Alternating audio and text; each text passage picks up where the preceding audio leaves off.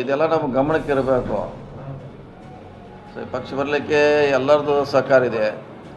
ಶಾಸಕರು ಕೂಡ ತಮ್ಮದೇ ಅಂತ ಕಷ್ಟದಲ್ಲಿ ಇನ್ನೂ ಕಷ್ಟದಲ್ಲಿದ್ದಾರೆ. ಭಾಳ ಜನ ಶಾಸಕರು ಅವರು ಆರಿಸಿ ಬಂದಿದ್ದಾರೆ.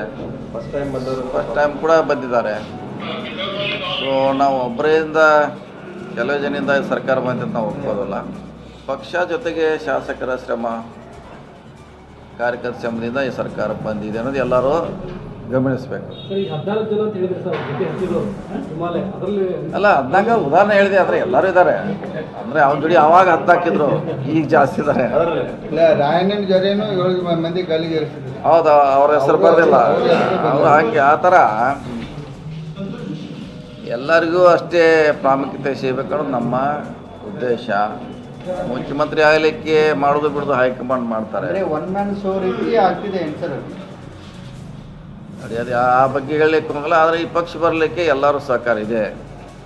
ಅದನ್ನು ಕೆಲವೇ ಜನ ಅದನ್ನು ನಂದೇ ಶ್ರೇಯಸ್ ಅಂತ ತೊಗೊಳ್ಳೋಕ್ಕೆ ನಾವು ಒಪ್ಪೋದಿಲ್ಲ.